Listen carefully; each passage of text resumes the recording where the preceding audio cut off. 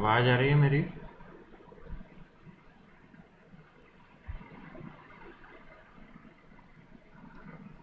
चलिए।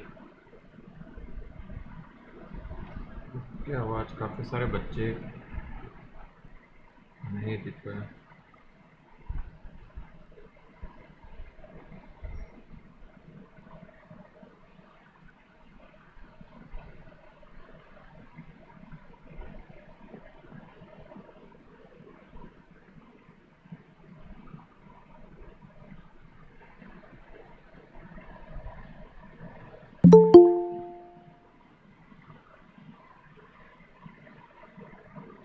बेटा क्विकली बताया, पहले कुछ डाउट्स है डिस्कस करने के लिए, तो उनको बताओ जल्दी से।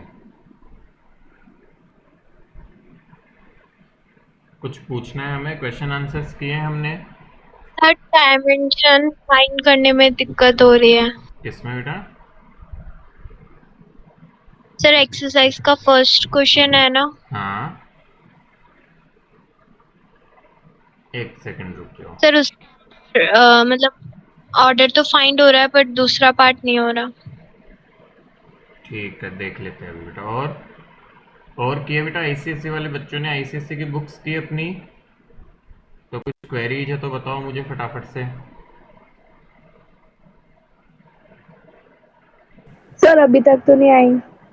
चल, कर तो रहे हैं ना काम वगैरह, या नहीं कर रहे हैं? Yes sir. चलो ठीक है। 11 क्वेश्चंस हो गए थे। चलो बढ़िया। एक बार क्विकली देख लेते हैं कि कहाँ पे दिक्कत आ रही है।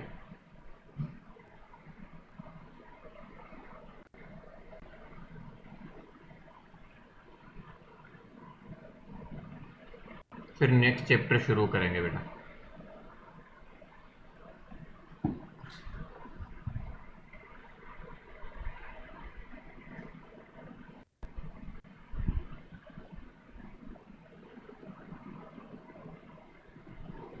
स्क्रीन थोड़ी दिख रही है तुम्हें?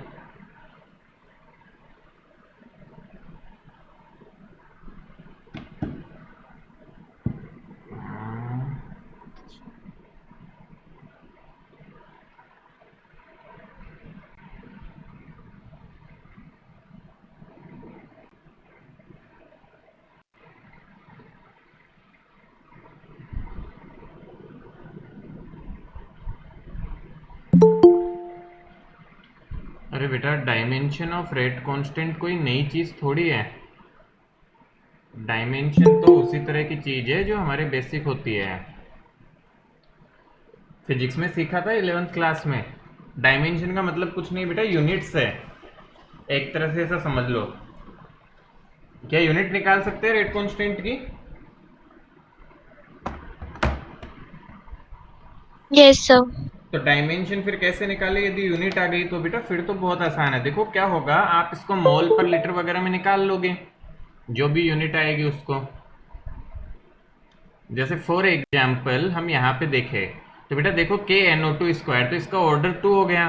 तो अब आपको पता है रेट कांस्टेंट की unit and dimension of rate constant. Rate constant की यूनिट होती है मोल पर लीटर की पावर 1 माइनस ऑर्डर। ये आपको सिखाया गया इनटू सेकंड इनवर्स। तो बेटा मोल पर लीटर की पावर माइनस यहाँ पे 2 रखूंगा, तो ये एक्चुअल में हो जाएगा लीटर पर मोल इनटू सेकंड इनवर्स। अब बेटा लीटर जो है वो वॉल्यूम के है। वॉल्यूम को यदि डायमेंशन फॉर्मूले में लिखना है तो we can write L cube. Mole का मोल ही रहेगा बेटा, और सेकंड का टाइम का होता है तो टी माइनस वन, और मोल माइनस वन कर दो ऊपर चाहिए तो। यदि वो यूनिट आंसर चाह रहे हैं तो this will be the answer, और वो डायमेंशन चाह रहे हैं तो हम डायमेंशन में बदल दे। लीटर के लिए is a dimension of volume, that is L cube. Mole, mole का मोल ही रहता है बेटा, और time second is a time T minus one, जो हमने 11th में सीखा था डायमेंशनल एनालिसिस में। आई होप रिमेंबर है हमें थोड़ा बहुत ओके सर। तो उस तरह से मेनली यूनिट निकाल पा रहे हो मतलब डायमेंशन आ जाएगा, कोई बड़ी बात नहीं है। इसी तरह से फिर सोचना है उसको, ठीक है। Litre is unit of volume, तो वॉल्यूम का एल क्यूब हो जाएगा बेटा, मोल का मोल ही रहता है डायमेंशन में भी, एंड सेकंड इनवर्स का टी। आज से टाइम को कैपिटल टी से रिप्रेजेंट करते हैं। सो दैट इज द वे। और कुछ हमें पूछना है तो बताओ जल्दी से।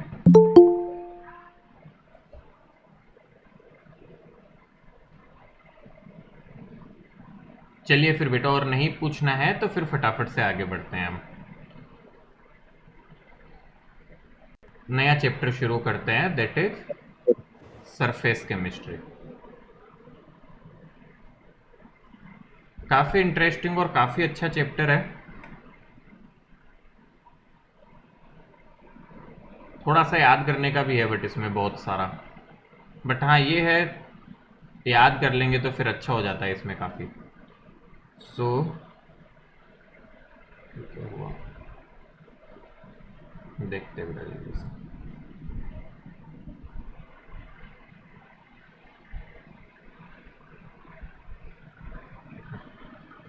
बेटा सरफेस केमिस्ट्री जो चैप्टर जो शुरू करने वाले हैं हम, बहुत बेसिक सी चीज़ है, ध्यान से देखिए बेटा क्या होता है। ये एक ऐसी ब्रांच है जिसमें हम मेनली सरफेस फिनोमिनन से डील करते हैं। अगेन देखा जाए बेटा एक पूरी ब्रांच टाइप से होता है, तो हम तो 12th क्लास में बहुत बेसिक बेसिक इंट्रोडक्शन पढ़ने वाले हैं। तो जो भी सरफेस से रिलेटेड फिनोमिनन होते हैं, surface related things, surface related phenomenon जितने भी होते हैं हमारे आसपास, we study in terms of chemistry. For example आप सबको याद होता है बेटा, छोटी क्लास में तुमने पढ़ा होगा कैटेलिस्ट का यूज। तो हमने देखा होगा कैटेलिस्ट की सरफेस जो होती है, कैटेलिस्ट के सरफेस पे जाके सब्सटेंस जैसे थोड़ा सा रिएक्शन वगैरह करते हैं और फिर वो रिएक्शन में पार्टिसिपेट करते हैं। तो कैटेलिस्ट का मैंने बताया था आपको वन मैकेनिज्म जो रेट वाला है, वो हम ऑलरेडी देख चुके हैं केमिकल काइनेटिक्स में। कई बार क्या होता है, जैसे बुक में हमारे इस चैप्टर में भी वो दिया हो सकता है, बट हमने ऑलरेडी जैसे देख लिया है वो। और इसमें हम देखेंगे सरफेस मैकेनिज्म कि सरफेस से कैसे कैटलिस्ट वर्क करते हैं। इसी तरह बहुत सारी चीजें हैं कि सरफेस पे कोई चीज क्यों जमती है, क्यों आके बैठती है, सरफेस पे पार्टिकल्स कैसे रहते हैं, उनका क्या वजह है। किसी सरफेस पे जैसे आपका जंग भी लग रही है, या हम देखते हैं बेटा कोई भी सरफेस रखो उसके ऊपर कोई ना कोई पार्टिकल्स आके बैठ ही जाते हैं छोटे छोटे छोटे छोटे। सो वाई दिस हैपन्स और ऑल अदर थिंग्स, वो सारी चीजें हमारे पास में यहाँ पे आने वाली है। तो ये एक तो मेन चीज हो गई जो हमें ध्यान में रखने की है, बिल्कुल बेसिक चीज चलने वाली है बेटा चैप्टर में। और एक चैप्टर के दो पार्ट से ऐसा समझो, एक चैप्टर के पार्ट में हम पढ़ने वाले हैं कोलोइड्स के बारे में। तो हमने सॉल्यूशंस पढ़ लिया है बेटा, बट सॉल्यूशन में हमने मेनली पढ़ा था, जो सॉल्यूशन चैप्टर था अपना, we mainly studied about liquid solutions, तो उसे लिक्विड सॉल्यूशन भी बोलते हैं। यहाँ पे हम मेनली देखने वाले colloid is one of the state of mixture, you can say कि मिक्सचर जो रहते हैं बेटा, तो उनको किस तरह से हम डिवाइड कर सकते हैं या क्या तरह से डिवीजन है। तो दो टाइप्स होते हैं, उन दो टाइप्स को भी आप यहाँ पे देखने वाले रहेंगे। मतलब कोलोइड्स मेनली हम स्टडी करते हैं, तो वो हमें यहाँ पे देखना है। तो एक तरह से चैप्टर में mainly surface catalyst, surface chemistry से रिलेटेड कुछ टर्मिनोलॉजी, और फिर पूरा मेनली कोलोइड्स, कोलोइड बनते कैसे हैं, कोलोइड्स को फिर खराब कैसे करते हैं, ये सारी चीज चलने वाली है। सो मेजरली हम इसको तीन टुकड़ों में एक तरह से तोड़ सकते हैं। नॉर्मल सरफेस रिलेटेड टर्म्स वगैरह आएगी बेटा बेसिक बिल्कुल, फिर हमारे पास कोलोइडल स्टडी आएगी, एंड देन कैटेलिस्ट आएंगे हमारे पास। तो जल्दी से शुरू करते हैं बेटा, बिल्कुल बेसिक के साथ में। सर न्यूमेरिकल होंगे क्या इसमें? नहीं, न्यूमेरिकल्स नहीं है, एक दो न्यूमेरिकल बन सकते हैं आइसोथर्म पे, बट वेरी रेयर है ना। Okay sir. तो बेटा शुरू से शुरू करते हैं। The chapter is more towards remembering, आपको बेसिक कॉन्सेप्ट्स को याद करना पड़ेगा, बेसिक डेफिनेशंस को याद करना पड़ेगा बेटा। सो सबसे पहला लाइन कॉन्सेप्ट देखे, एडजॉर्प्शन बेटा। कुछ टर्म्स है शुरुआत में जिनका मतलब हमें समझते चलना है। तो हम क्या बोलते हैं बेटा, when concentration of molecules on the surface is greater than that in the bulk is non ad adsorption. मतलब क्या है बेटा, पहले सरफेस और बल्क का मतलब समझने की कोशिश करते हैं हम।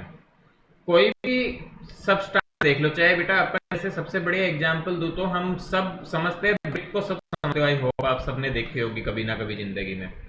तो ब्रिक की ऐसे समझो बेटा, ब्रिक के ऊपर हम जैसे कि घर बनाने के लिए सीमेंट वगैरह लगाते हैं तो ऊपर ही तो लगाते हैं जनरली, या कई बार दो ब्रिक जोड़नी हो तो बीच में भी लगा सकते हैं, बट जनरली जैसे उसके ऊपर ही हम सारा फिनोमिना करते हैं।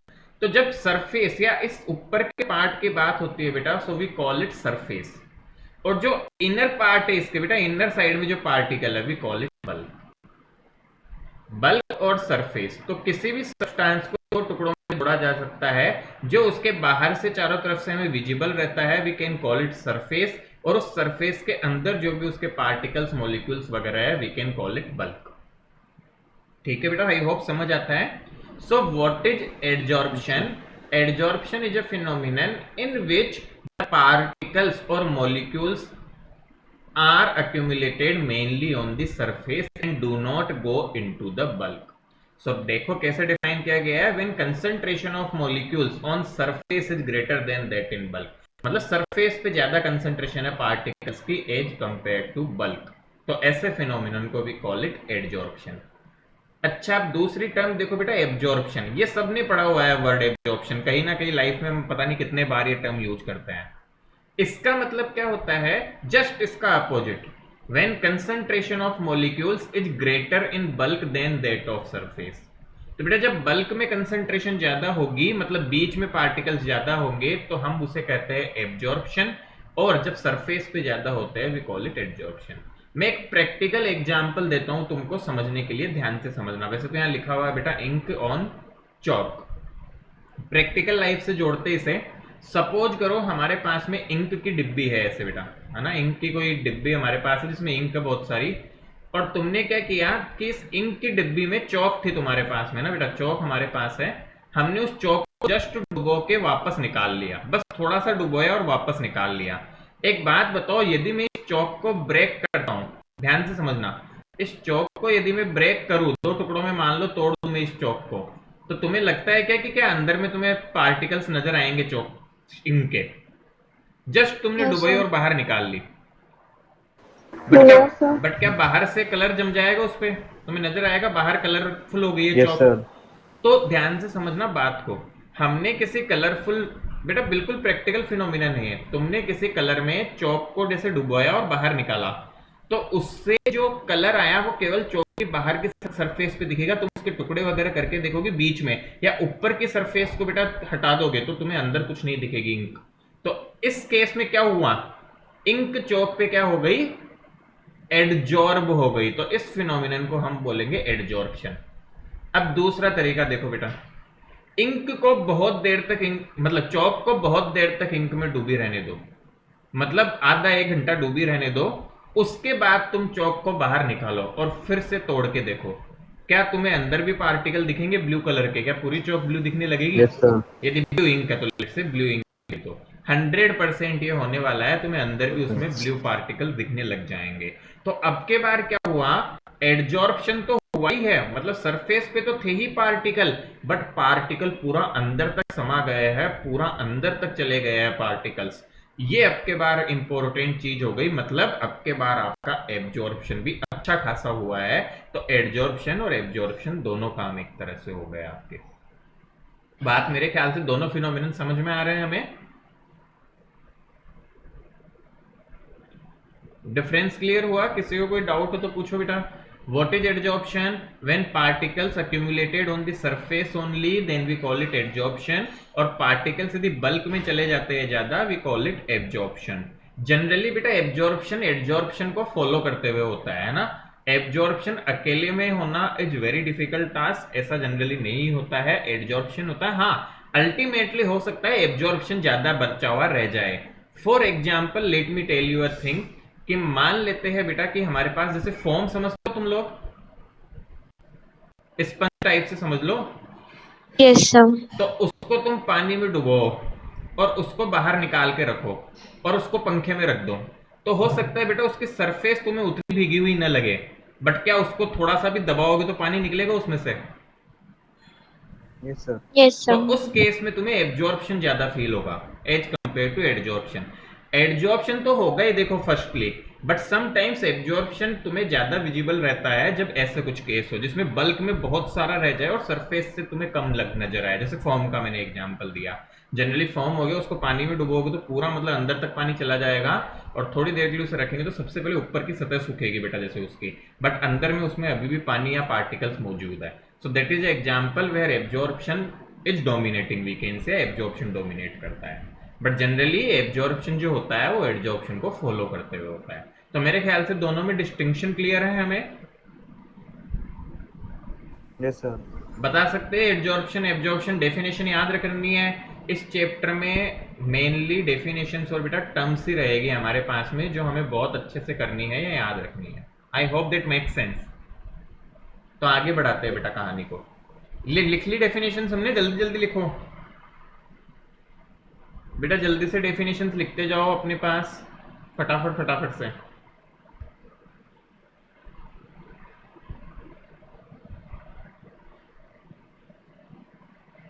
एडजॉर्प्शन एब्जॉर्प्शन दोनों डेफिनेशन जल्दी से लिखो।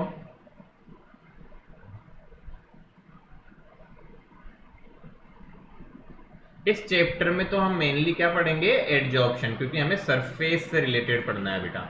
So this adsorption is also called surface phenomenon.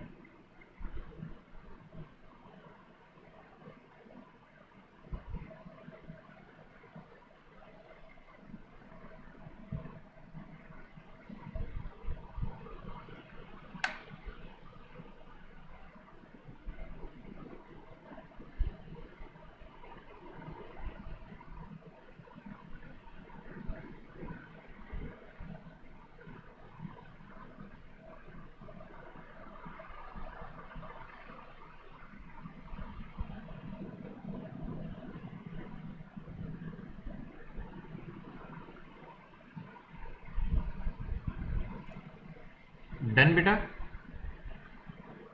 चलो यस नेक्स्ट देखो बेटा। दो नहीं लिखे बेटा,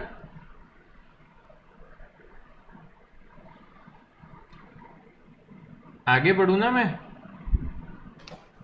यस सर। चलो बेटा, अब ये तो देखो बहुत थ्योरेटिकल और बेसिक से ही चैप्टर है, ध्यान से समझना। अब फिर से दो नई टर्म आ गई, देखो बेटा, एडजॉर्बेट और एडजॉर्बेट। देखो ये टर्म्स को समझना है, चैप्टर में बहुत सारी टर्म्स आएगी। तो एडजॉर्बेट किसे बोलते हैं, substance which gets accumulated at the surface, मतलब वो सबस्टांस जो सरफेस पे आके बैठता है। जैसे देखो ये सरफेस है, यहाँ पे तुम्हें ये दिख रहा होगा बेटा, यहाँ ये काइंड ऑफ हल्का, कैसा कलर बोलूं मैं इसे, ब्लू में भी हल्का शेड काइंड ऑफ है। तो ये सरफेस है, इस सरफेस के ऊपर रेड कलर के पार्टिकल्स तुम्हें दिख रहे होंगे।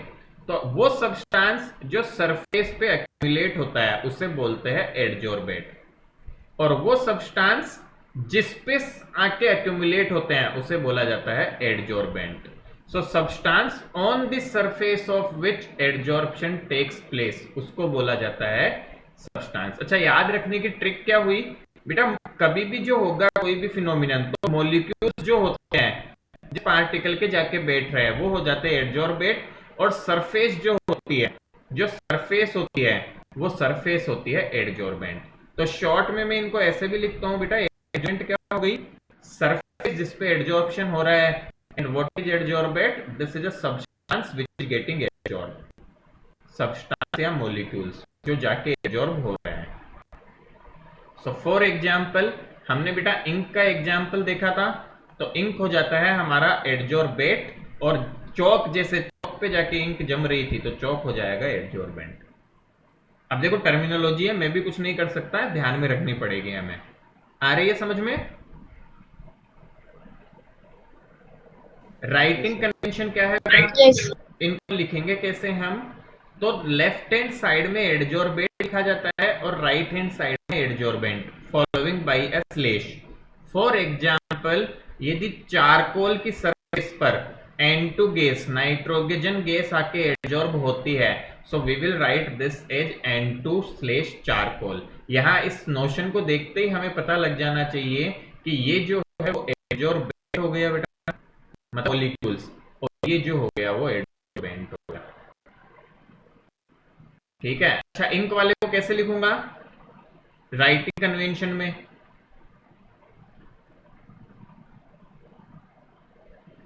Ink slash chalk. हाँ, इंक स्लैश चॉक, तो इस तरह से हम लिखेंगे बेटा ना। आई होप क्लियर आ गया होगा। तो कभी भी क्या होता है, हमें ऐसा नोशन दिख जाए तो हमें एडजॉर्बेट और एडजॉर्बेंट पहचानना आना चाहिए, वन थिंग। और कोई पूछ भी ले what is adsorbent and adsorbent, तो उसको डिफाइन करना भी आना चाहिए। तो again, like I told you earlier, initially we are just building some concepts और सम टर्म्स। तो क्विकली बेटा इनकी डेफिनेशंस को भी फटाफट से लिख लो। And again adsorption is essentially a surface phenomenon, mainly surface पे ही होता है एडजॉर्प्शन बेटा।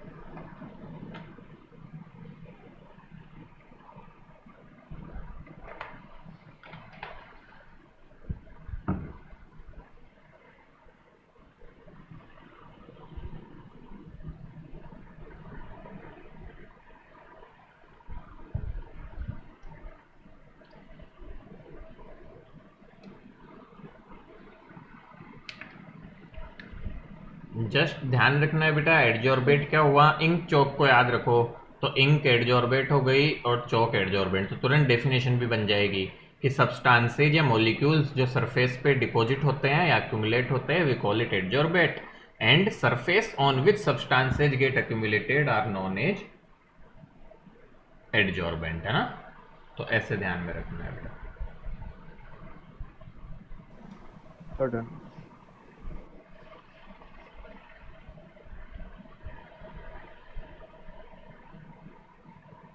लिख ली हमने डेफिनेशंस, यस सर। इनको याद भी कर लेना आज ही, है ना, तो अच्छा काम हो जाएगा बेटा।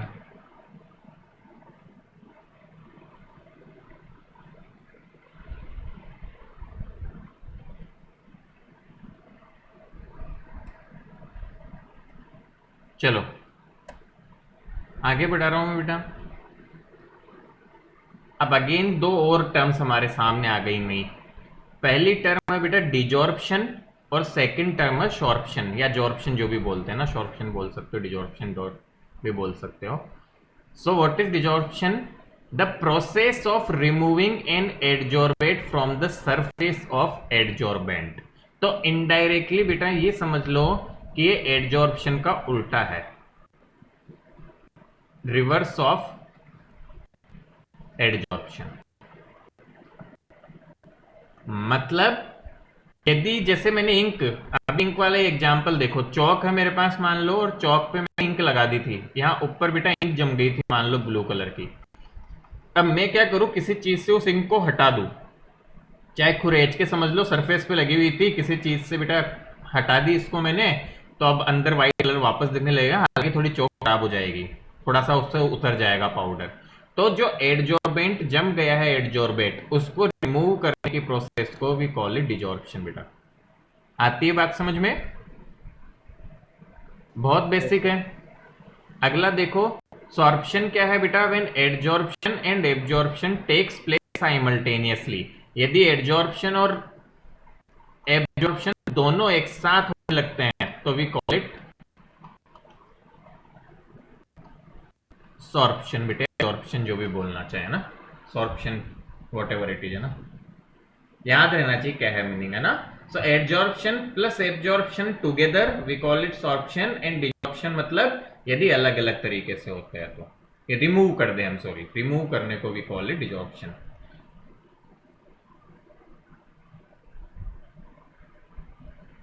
तो ये भी बहुत बेसिक चीज है, ध्यान में रखने की है।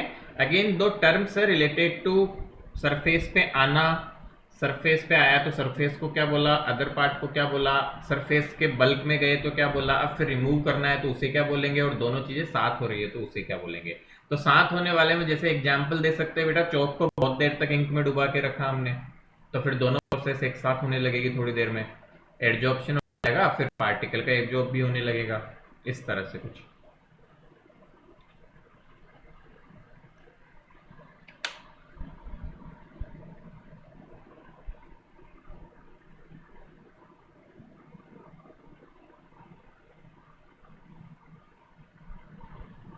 सर सॉर्प्शन का कोई एग्जाम्पल? बेटा जैसे हम जनरली बात करते हैं तो जो एग्जाम्पल है जनरली डायरेक्ट तो अपने पास में यही हो गया, जैसे नॉर्मल एग्जाम्पल दे। बाकी और जैसे प्रैक्टिकल लाइफ से मैं और बोलना चाहूँ, जैसे अभी वो दिया था बेटा फॉर्म वाला, वो भी एग्जाम्पल हम दे सकते हैं। उसमें भी हमारे पास दोनों चीजें हो रही होती है ना। कोई भी नॉर्मल टाइप से है ना, जो भी हम डे टू डे लाइफ में देखते हैं, बहुत सारे तरह के एग्जाम्पल्स दे सकते हैं, ऐसा कुछ नहीं है।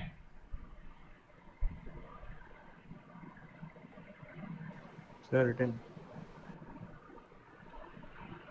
समझ गए बेटा, फॉर्म वाला एग्जाम्पल दे सकते हो, बहुत बेस्ट एग्जाम्पल होता है वो। लिख लो चाहे तो बेटा, फॉर्म या स्पंज जो भी बोलना चाहें हम, डिप्ड इन वाटर ऐसा लिख लो ना। That is the one of the best example जो मैंने थोड़ी देर पहले आपको बताया था। This is one of the best example. Chalk kept in ink for a long time, that can also be a very good example of this. Then practical life में ये सबने देखा हुआ है कभी ना कभी, अपने घर में कभी भी न्यू पेंट होता है घर की दीवारों पर, तो उस पुराने पेंट को किसी न किसी तरह से वो हटाते हैं। देखा है क्या सबने, या कहीं आस Yes, पड़ोस में sir. होते हुए देखा होगा। तो ये सबने देखा हुआ है प्रैक्टिकल लाइफ में इसका यूज। और प्रैक्टिकल लाइफ में एड्जॉर्प्शन भी देखा हुआ है। जो पेंट करते हैं ना दीवारों पे, वो एड्जॉर्प्शन ही होता है। कैसा होता है कि पेंट किया दीवार पे और वो दीवार के अंदर घुसते ही जा रहा है, मतलब एब्जॉर्प्शन होते जा रहा है। फिर तो कर लिए No, हम sir. पेंट, है ना। फिर तो ऐसा हो जाएगा कि पता नहीं कितना पेंट खा गई दीवार। So whenever we do some, चाहे बेटा आप कह लो कोई भी कलर वगैरह करते हैं, है ना, तो that is a surface phenomenon. Putty colours वगैरह वो सरफेस पे ही होते हैं, that is also surface phenomenon, that is absorption kind of phenomenon. So colouring a wall can also be termed in category of absorption. Removing the colour of wall can be termed in desorption. तो इस तरह से हम बोल सकते हैं ना। I hope clear है बेटा। पूरी चीजें डे टू डे लाइफ में ही हमें दिखाई पड़ती है, तो इनको उससे रिलेट करो तो चीजें दिमाग में रहेगी, याद भी रहेगा। गुड। Yes sir. मेरे ख्याल से सारी टर्म्स क्लियर है हमें। 5 6 7 टर्म्स जो भी हमने डिफाइन की अभी तक, बेसिक टर्म्स है। डेफिनेशन याद होनी चाहिए इनकी। तो जैसे डेफिनेशन है अपने वर्ड्स में बना सकते हो, वो बना के याद करो, मतलब समझ में आना चाहिए बेटा, डेफिनेशन याद होनी चाहिए, that is more important thing. अब देखो सबसे बढ़िया चीज आती है कि इसका मैकेनिज्म क्या है, या बेटा ये होता किस वजह से है। तो यहाँ पे बहुत अच्छी इंग्लिश लिखी हुई है, तो उस पर पहले बाद में जाएंगे। पहले मैं इसको बिल्कुल नॉर्मल तरीके से समझाता हूँ तुम्हें, ध्यान से समझना, एकदम बिल्कुल अच्छे से समझ आएगा बेटा, डरना नहीं है। पहले फोकस करो जो भी कुछ मैं बोल रहा हूँ उस पर। बेटा हमारी कोई भी सरफेस होती है, मैं यहाँ थोड़ा जूम करके बना रहा हूँ सरफेस को। मान लो कोई भी सरफेस थी जैसे, है ना, उसका बल्क है।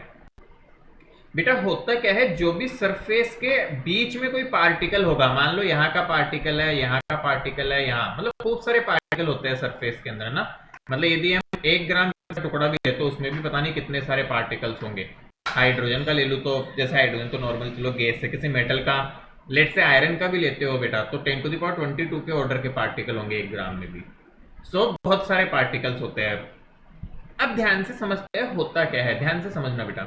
मैं यहां से एक बल्क का पार्टिकल ले रहा हूं, बल्क का पार्टिकल लेते हैं बेटा। तो बल्क से किसी एक पार्टिकल को मैं देखूं, तो इस एक पार्टिकल पे बल्क में, बल्क का कोई भी एक पार्टिकल है तो देखो इसके चारों तरफ बहुत सारे पार्टिकल्स मौजूद है। तो ये चारों तरफ के पार्टिकल इसको क्या करते हैं बेटा, सारी तरफ फोर्सेज लगाते हैं इस पे। आपको आपस में इंटरेक्शन होता है पार्टिकल्स का, फोर्सेज वगैरह लगे होते हैं।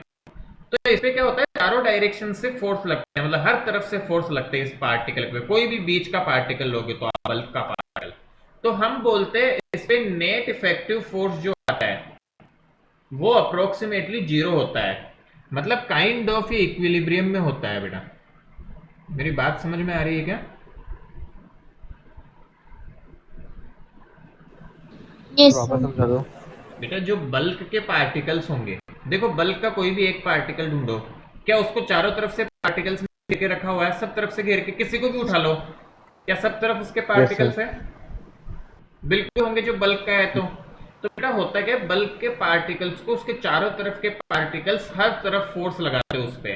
तो बेटा नेट फोर्स जब सब तरफ इक्वली टाइप से फोर्सेस डिस्ट्रीब्यूट है तो क्या नेट फोर्स जीरो आएगा, क्योंकि हर तरफ को उसको अपोजिट Yes, sir. फोर्स मिल जाएगा, तो एफ नेट उस पर जीरो आता है। यही चीज तुम एक सरफेस पार्टिकल को देखो, मैं इस का ये पार्टिकल है सरफेस, जस्ट सरफेस का मतलब समझो ना, सरफेस पार्टिकल, सरफेस के पास वाले पार्टिकल से बेटा। तो सरफेस पार्टिकल्स को मैं देखूंगा, प्लीज ट्राई टू अंडरस्टैंड, फिर इंग्लिश खुद बना लोगे, नहीं तो फिर जो लिखा हुआ है वो याद करना पड़ेगा।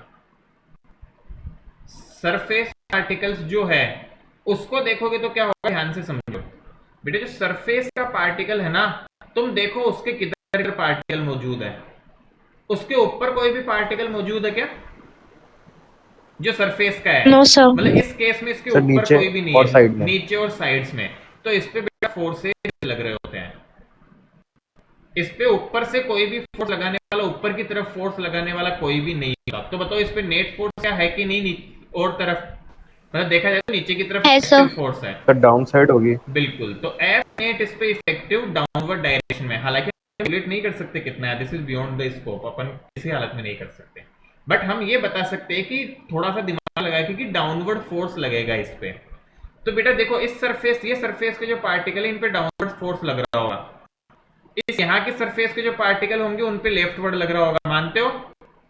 यहाँ सरफेस पे जो पार्टिकल्स होंगे उन पे क्या ऊपर की तरफ लग रहा होगा, और यहाँ सरफेस पे जो पार्टिकल sir. होंगे उन पे ऐसे लग रहा होगा। तो सरफेस के पार्टिकल्स को हम इनडायरेक्टली ये बोलते हैं बेटा कि बल्क के पार्टिकल्स अपनी तरफ खींचना चाहते हैं। सरफेस के पार्टिकल्स को बल्क के पार्टिकल्स अपनी तरफ खींचना चाहते हैं। बट तुम एक बात बताओ, क्या सरफेस के पार्टिकल्स अंदर चले गए तो क्या सरफेस के स्ट्रक्चर बना रहेगा कि नहीं रहेगा? अब होता क्या है, जो सरफेस के पार्टिकल्स है उनको बल्क के पार्टिकल्स अपनी तरफ खींचते हैं, तो इन टर्न ये अंदर जाने से बचने के लिए जो इसके आसपास बाहर में मॉलिक्यूल्स घूम रहे होते हैं, दौड़ रहे होते हैं, इनको सरफेस खींचती है, और ये सरफेस के पार्टिकल्स इन मॉलिक्यूल्स को अपनी तरफ खींचना शुरू कर देते हैं। मेरी बात को समझे क्या? Yes sir.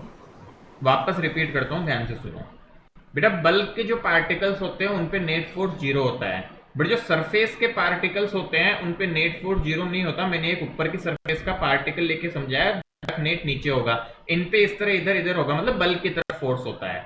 तो जैसे ये बल्क के पार्टिकल्स को, इनको ये फील होता है कि इनको कोई नीचे खींचना चाहता है, तो बेटा इनके आसपास के सरफेस के आसपास आउटर एटमॉस्फेयर में जो पार्टिकल्स होते हैं उनको अट्रैक्ट कर लेते हैं, क्योंकि इनको कोई खींच रहा है तो इनको खींचते हैं, तो अल्टीमेटली ये इनको बचा लेते हैं, ये सरफेस पे रह जाते हैं और ये पार्टिकल आके इनको अट्रैक्शन प्रोवाइड कर देते हैं। तो अब क्या हुआ देखो, ये जो अंदर का पार्टिकल था सरफेस का, इसको इधर तो पार्टिकल्स थी, इधर भी पार्टिकल्स आ गए, तो इस पे भी net force kind of zero होने लगता है और ये स्टेबल सिचुएशन में आ जाते हैं। तो मेरे ख्याल से बात समझ में आ रही होगी। एक प्रैक्टिकल लाइफ का एग्जांपल देता हूं, अगेन तुम्हें 100% समझ पाओगे। सपोज करो बेटा ऐसे स्विमिंग पूल था, ठीक है, स्विमिंग पूल था हमारे पास में, और यहाँ पे क्या हुआ कि जैसे दो दोस्त थे, लोग स्विम कर रहे थे ना। सपोज करो कि जैसे तुम में से कोई भी बच्चा है, समझो दो बच्चे थे स्विम कर रहे थे, दो दोस्त थे, एक दोस्त यदि पानी में नीचे डूबने लग जाए तो क्या उसको इसकी टांग पकड़ के या जो भी हाथ में आ जाए पकड़ के बचने की कोशिश करेगा? जैसे डूबने लगता है बेटा वो तुरंत मतलब उसको पकड़ना चाहेगा पड़ोस वाले को, जैसे ही कोई अंदर उसे लगेगा कि मैं डूबने वाला हूं, पड़ोस वाले को पकड़ना चाहेगा 100%। तो यही यहाँ पे होता है। इन पार्टिकल्स को क्या लगता है कि कोई खींच रहा है इनको, मतलब प्रैक्टिकल से थोड़ा सा जोड़ रहा हूँ और कुछ नहीं। इन पार्टिकल्स को बेटा नेट थ्रस्ट या नेट फोर्स फील होता है, तो बचने के लिए अपने नीचे नहीं जाना चाहते, ऑब्वियस बात है, सरफेस पे तो एडवांटेज भी तो है इनको, बाहर की दुनिया से इनका रिश्ता जुड़ा हुआ है, तो ये अंदर नहीं जाना चाहते, तो फाइनली अल्टीमेटली ये बाहर वालों को खींचते हैं और को पकड़ के खींचते हैं, तो जहां हमारे पास में एक तरह से बच जाते हैं, और इस तरह से बाहर के मॉलिक्यूल्स आके सरफेस पे डिपॉजिट हो जाते हैं, and this way adsorption takes place. समझ आई क्या कहानी जो पूरी सुनाई? Yes sir. और बच्चे बताए क्या बात समझ आ रही है? What's the mechanism of this? Yes sir. कोई प्रॉब्लम हो तो बताओ। नो पक्का? सर। तो अब बेटा तुम ये जो लिखा हुआ है ना यहाँ पे, इसको लिखो। देखो मैं इसको पढ़ा भी नहीं हूँ ना बोला हूँ, you write down this first and while writing keep on thinking, क्या जो ये लिखा हुआ है ये तुम्हें समझ में आ रहा है क्या, क्या जो मैंने समझाया वही इंग्लिश में लिखा हुआ है क्या। Just try to think it, writing के समय सोचना जरूर। और फिर दूसरा टास्क ये है कि तुम इसके बाद बेटा ये थोड़ा सा डायग्राम वगैरह बना लो, बट थोड़ी जगह छोड़ देना 4-5 लाइन। आई वॉन्ट कि घर पे तुम इसको खुद की लैंग्वेज में भी लिखो, ताकि तुम गलती से एग्जाम में पूछा जाए और तुम्हें हार्ड एंड फास्ट वर्ड्स याद ना आए तो हम अपने वर्ड्स में इसको एक्सप्लेन कर पाए। Is that clear? So a little homework here, right mechanism in your words. जरूर कर लेना, रटा नहीं जाएगा, फिर बोल रहा हूं ये बहुत डिफिकल्ट हो जाता है, और रट सकते हो बहुत ही अच्छी बात है। तो जो मैंने यहां समझा कि बल्क के पार्टिकल्स पे नेट फोर्स 0 होता है, सरफेस के पार्टिकल्स को बल्क की तरफ अट्रैक्शन फील होता है, and due to this attraction they attract the outermost particles, and this way adsorption takes place.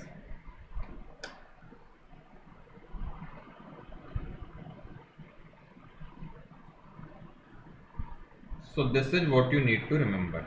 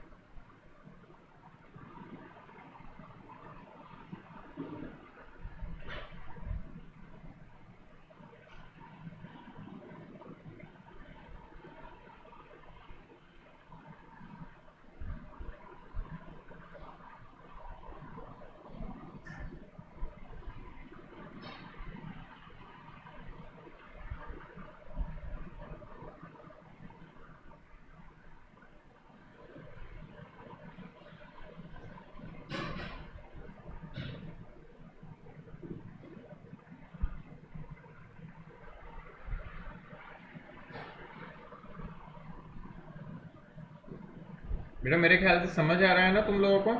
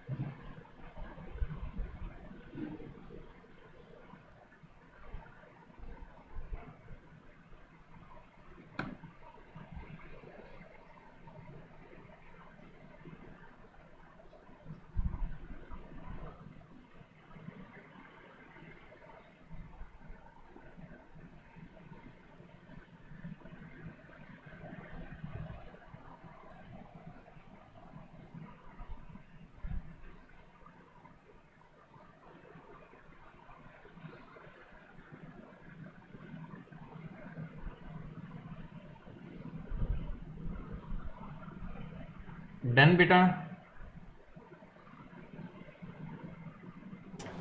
Sir ये रटना तो हार्ड होगा। मैं इसीलिए तो बोल रहा हूँ खुद की लैंग्वेज में बनाने की कोशिश करो। होता क्या है बेटा, यही लिखा हुआ है, see molecules in the bulk of the adsorbent due to these residual forces, है ना, ये भी दी जाएगा बेटा, ठीक है। These residual forces are generated, नहीं ठीक है, सॉरी दिस सही था, मैं भी क्या सर एग्जाम में सर अपने तरीके से लिख लेंगे। हाँ बिल्कुल अपने हिसाब से लिखना है बेटा, मैं भी वही सजेस्ट करता हूँ, कोई रटने की जरूरत नहीं होती, फिनोमिनन समझ आना चाहिए क्या हो रहा है। तो इसको अट्रैक्ट करते हैं तो बेटा ये बोल रही है कि इसको अट्रैक्ट करने से रेजिडुअल फोर्सेज जनरेट हो जाते हैं, the surface and adsorbent molecules are attracted. Okay sir. Sir हाँ बोलो। सर अगर ये फोर्सेस बैलेंस नहीं है तो क्या सरफेस की सिमेट्री बदल जाएगी? नहीं एक्चुअल में बेटा होता क्या है ना कि फोर्स सिमेट्री नहीं बदलेगी, ऐसा कुछ नहीं है। हम बताते हैं कि हो रहा क्यों है, क्योंकि ये होता रहता है, it this actually happens in the atmosphere, तो वो कहीं जाते नहीं है, और नहीं हो रहे होंगे तो कुछ फर्क पड़ सकता है, यदि फोर्सेज इनफ है तो डेफिनेटली सरफेस में चेंज आ सकते हैं। बट ये होता है, डोंट वरी, है ना, इसीलिए तो सरफेस फिनोमिनन हो रहा है, नहीं तो होता है क्यों? समझ गए बात को? ये होता ही इसलिए है कि वो एक्चुअल में बचा लेता है उसको, ऐसा समझ लो। Yes sir. तो लगभग सब सरफेस पे होता है बेटा, कोई भी सरफेस हो नेचर की, उस पे सरफेस पे पार्टिकल्स आ ही जाते हैं, उस पे पार्टिकल्स बैठ जाते हैं। ऐसा होता ही नहीं है कि उस पे पार्टिकल्स ना हो। हम किसी भी तरह से प्रैक्टिकल करके देख सकते हैं इस चीज का। एयर पार्टिकल्स भी आके आ जाएंगे, बहुत सारे पार्टिकल्स घूमते रहते हैं ना। चलो यस सर। आगे देखो बेटा, आई होप ये क्लियर है। Yes sir. चलिए बहुत बढ़िया, आगे चलो बेटा। दूसरा आता है बेटा mechanism of adsorption, that's thermodynamic mechanism. ये थोड़ा सा अलग चीज है, थोड़ा सा हटके है ये, और ये जनरली बेटा पूछा कम जाता है, बट यहाँ से छोटी छोटी चीजें आती है, 1 मार्क क्वेश्चन कई सारे बन जाते हैं यहाँ से, उन पे भी चर्चा करूंगा मैं। अभी जो हमने देखा बेटा, केवल मैकेनिज्म बोल दिया जाता है तो वी विल फॉलो दिस, है ना, mechanism of adsorption, but thermodynamic word साथ में यूज करता है, या explain the mechanism with the help of thermodynamics, then we will explain this part. तो होता क्या है बेटा, एक बार के लिए अच्छे से समझते हैं इसको, है ना हम। तो इसको पहले बेटा एक बार पढ़ के बताता हूं, फिर आगे चलेंगे हम। Due to attraction forces between molecules and surface, there is decrease in surface energy which appears as heat, therefore adsorption is exothermic in nature and delta H will be negative। तो बेटा देखो, थर्मोडायनेमिक्स की बात हो रही है तो हम थर्मोडायनेमिक टर्म्स की बात करेंगे। तो हो क्या रहा है समझो, कभी भी बेटा कोई भी चीज होती है, एक कॉमन सी चीजें समझाता हूं जो हमेशा काम आती है। जब जब स्टेबिलिटी बढ़ती है आपकी, प्रोसेस फेवरेबल होती है। स्टेबिलिटी इंक्रीज होती है यदि किसी प्रोसेस में, तो वो प्रोसेस हमेशा फेवरेबल होती है, वो हमेशा होना चाहिए प्रोसेस जो है ना, that is always a favourable process. और स्टेबिलिटी जनरली जब बढ़ेगी तो हम देखते हैं कि एनर्जी डिक्रीज होती है। स्टेबिलिटी बढ़ने से एनर्जी डिक्रीज होती है, तो एनर्जी डिक्रीज हो रही है मतलब आपकी एक्सोथर्मिक टाइप की रिएक्शन होगी, एनर्जी रिलीज होगी। तो यहां से हमें क्या पता चलता है, due to attraction forces between molecules and surface, definitely there is decrease in surface energy which appears as heat, therefore adsorption is an exothermic process. तो पहले तो ये ध्यान रखना है कि डेल्टा एच हो गया नेगेटिव, एक्सोथर्मिक प्रोसेस है मतलब डेल्टा एच की वैल्यू क्या होती है, नेगेटिव। और तुम्हें ऑलरेडी याद भी है कि यदि एंडोथर्मिक प्रोसेस होती है तो डेल्टा एच क्या हो जाएगा, पॉजिटिव। अब देखो बेटा, there will also be decrease in entropy as molecules are adsorbed at surface, hence delta G equal to delta H minus T delta S, delta G will be negative when delta H is largely negative।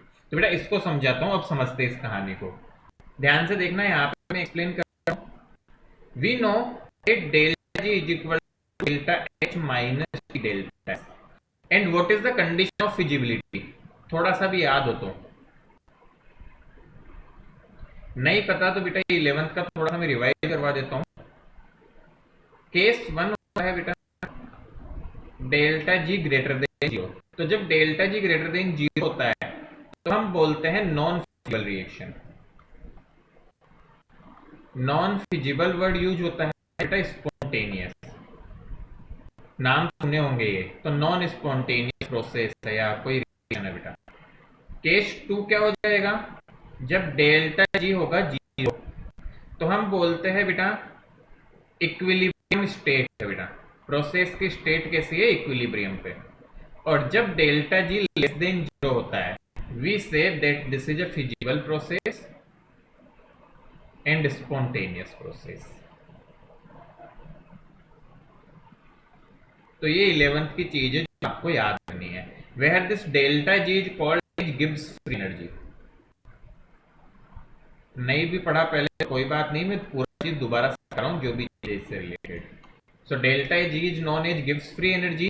Delta H जो है बेटा, मेरे पास यहाँ जगह की कमी पड़ रही है, वैसे तो डेल्टा तुम्हें पता है, बस में यहाँ पे टी डेल्टा एस आएगा, this is T delta S, T delta S. So delta S is change in entropy, क्या होती है एंट्रोपी, कौन बताएगा, किसी को दिमाग में है तो? एनीवन? कितना फ्रीली पार्टिकल्स मूव कर सकते हैं। हाँ, मतलब कितनी रेंडमनेस है बेटा, कितना फ्री है कोई particle. So without degree entropy, of no reaction randomness. can take place. हाँ, तो बेटा एक सिंपल सी बात समझो कि यदि, जैसे एक छोटा सा एग्जांपल देता हूँ, वो याद रखना तुम तो। गैस से लिक्विड बनता है यदि, तो डेल्टा एस नेगेटिव होगा क्योंकि एंट्रोपी कम होगी, और लिक्विड से गैस बनते हैं तो डेल्टा एस पॉजिटिव होगा। आई होप ये बात समझ आ रही है। मतलब कोई कितना फ्री है, जो जितना फ्री है एंट्रोपी उतनी ही ज्यादा है, जो जितना फ्री है एंट्रोपी उतनी ही ज्यादा। तो बेटा आप ध्यान दो, हम क्या बताना चाह रहे हैं, टर्म क्या समझाना चाह रही है। इन केस ऑफ एडजॉर्प्शन हमने देखा कि मॉलिक्यूल जो फ्रीली घूम रहे थे वो कहां पे आके बैठ जाएंगे, सरफेस पे। तो क्या उनका फ्रीनेस खत्म हो रही है बेटा या कम हो गई? तो इस वजह से क्या होता है, डेल्टा एस नेगेटिव होता है। एंड बेटा delta S is negative, it is multiplied by this minus sign, this complete terms become greater than 0, and if this complete terms become greater than 0 and यदि एडजॉर्प्शन नेचर में होता है, और हम सबको पता है होता है, तो डेल्टा मस्ट बी नेगेटिव, और इस डेल्टा जी को नेगेटिव होना है तो डेल्टा एच जो है उसको बहुत नेगेटिव होना पड़ेगा ताकि वो इस पॉजिटिव को कंपनसेट कर सके। क्या बात समझ में आ रही है क्या? Yes sir. वापस एक्सप्लेन करता हूँ और देख लो, कोई दिक्कत नहीं है बेटा। एक बार वापस समझा दो। हाँ, एक बार वापस बताता हूँ। यहाँ ध्यान दो बेटा, यहाँ पे बता रहा हूँ ना उस प्रोसेस को, क्योंकि पीछे मैंने सारे को भर दिया इसको ना। What I want to say is this, delta G equal to delta H minus delta S. और बेटा हमने यहाँ बोला कि पार्टिकल्स रुक जाते हैं तो डेल्टा एस इज नेगेटिव। एक बात बताओ, किसी नेगेटिव को माइनस से मल्टीप्लाई करोगे तो क्या हो जाएगा, क्या पॉजिटिव हो जाएगा?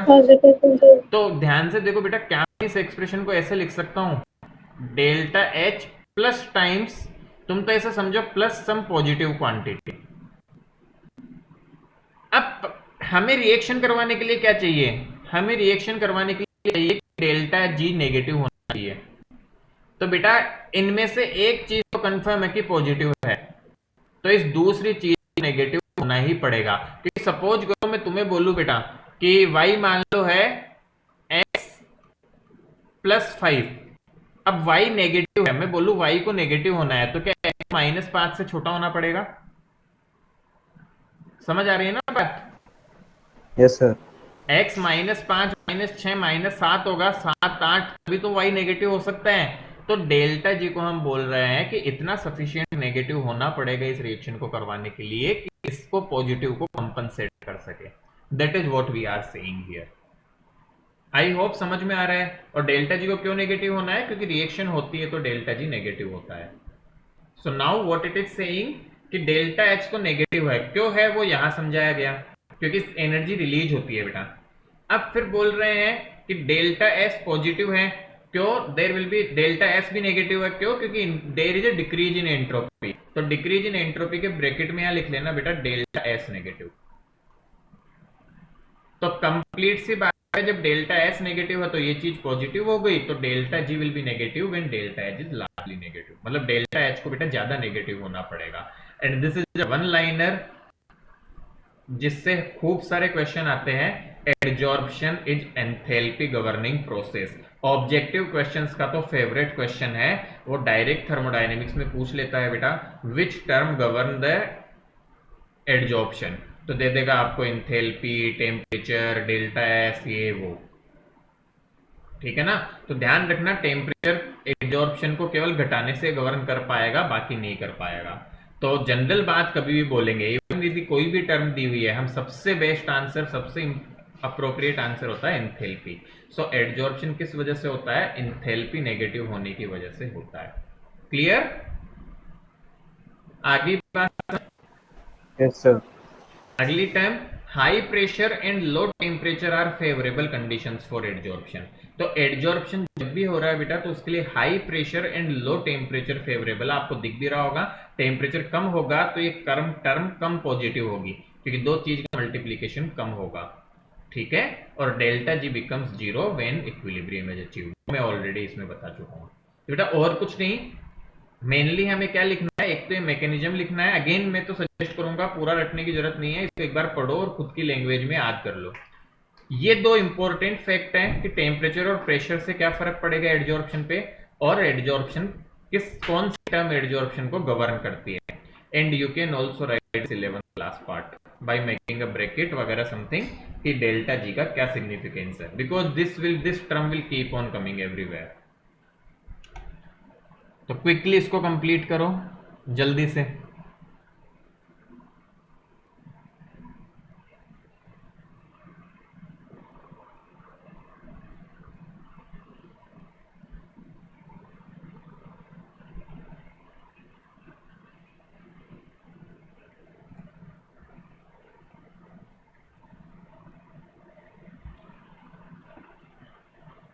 और बेटा थोड़ा सा रिमेम्बरिंग का चैप्टर है, अब इनऑर्गेनिक के थोड़े चैप्टर मैंने बताया था बेटा, वैसे फिजिकल में कैटेगराइज होता है, but this is a mixture of physical inorganic both, तो याद करने का काफ़ी रहेगा यहाँ पे हमारे पास। फिजिकल इसलिए बोलते हैं क्योंकि बेटा यहाँ एक्सप्लेनेशन है लगभग सब चीज़ का हमारे पास में ना। अच्छा, we can explain that those things and also in mathematical terms also, तो इसलिए फिजिकल में कैटेगराइज करते हैं इसको।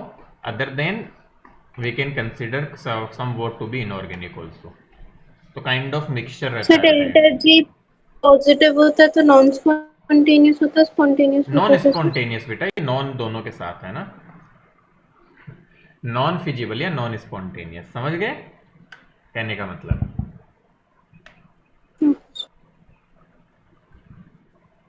क्योंकि स्पॉन्टेनियस तो उसमें लिख दिया ना हमने delta G less than zero में।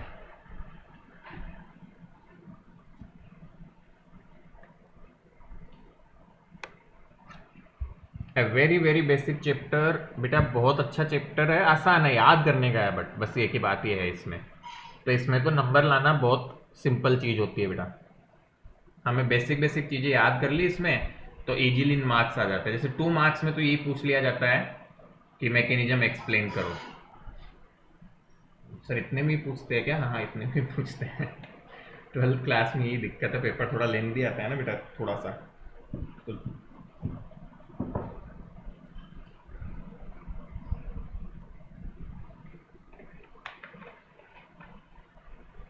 सर जैसे इस साल 12th के पेपर कैंसिल हुए हैं तो अब वो आगे कॉलेज में कैसे जाएंगे, किस बेसिस पे? बेटा कुछ तो रिजल्ट बनेगा ना, रिजल्ट का क्राइटेरिया देगी गवर्नमेंट, उससे रिजल्ट बनाएंगे, परसेंट मिलेगी उनको, उसके बेसिस पे ही जाएंगे।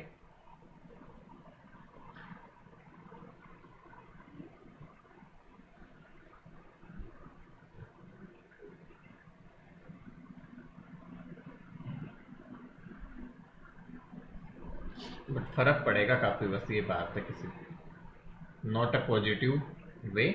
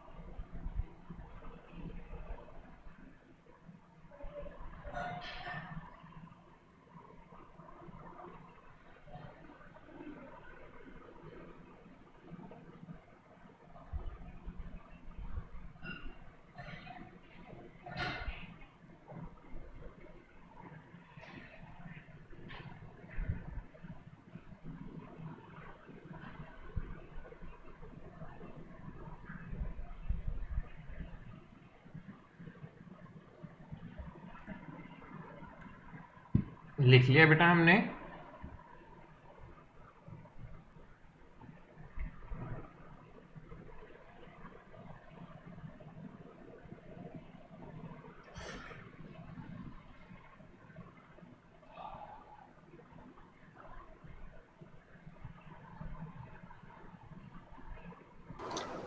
सर आपका लिखा हुआ भी लिखना है क्या? नहीं बेटा ये सब नहीं, ये लिखना, ये जरूर लिख लेना है, काम आता है डेल्टा जी वाला प्रोसेस। ये ध्यान नहीं होगा तो ये जरूर लिख लो, तीनों कंडीशन इसकी, ये हर जगह आएगा, इलेक्ट्रोकेमिस्ट्री जब पढ़ेंगे तो उसमें भी आएगा, आगे मेटलर्जी में भी आएगा। Yes sir.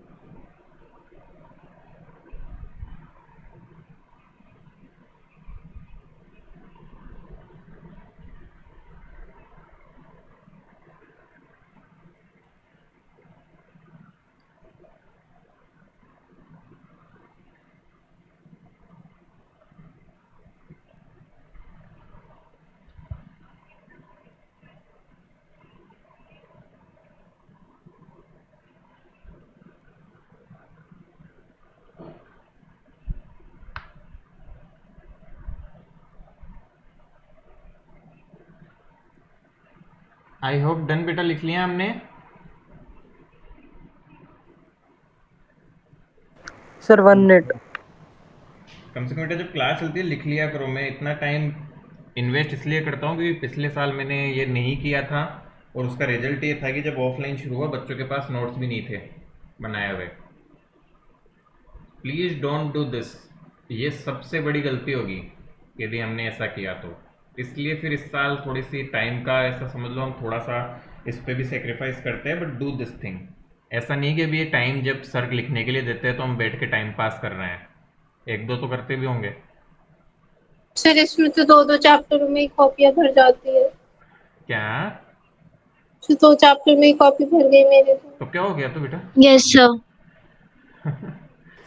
सर तो बाद 4 में पेज पढ़ बचे के मेरे। इतनी सारी बनाएंगे। तो क्या हुआ बेटा, कर भरना तो पढ़ना है तो भरना तो पड़ेगा ही ना। सर आपने बोला था आप समर ब्रेक लेते हुए एक हफ्ते के, समर खत्म होने वाले हैं, आपने ब्रेक्स नहीं दिए। वो जब यस सर सर, हाँ हमारी सर, आपने स्कूल भी बोला था चालू ये। हो जाएगी। हाँ हाँ बेटा आएंगे, बस चिंता मत करो। सर आप नहीं दोगे? सर समझ जुलाई में पता चला लॉकडाउन हट के आप कोचिंग चालू कर दोगे। नहीं नहीं, यस सर, ये हमारी तो स्कूल छुट्टियां भी खत्म होने वाली है। हु इज रुद्र प्रताप, कोई जानकारी में है क्या? ना, someone wants to नहीं join the sir. meeting. No, I don't know. Totally fine, ठीक है। आगे बढ़े। Yes sir. चलिए बेटा,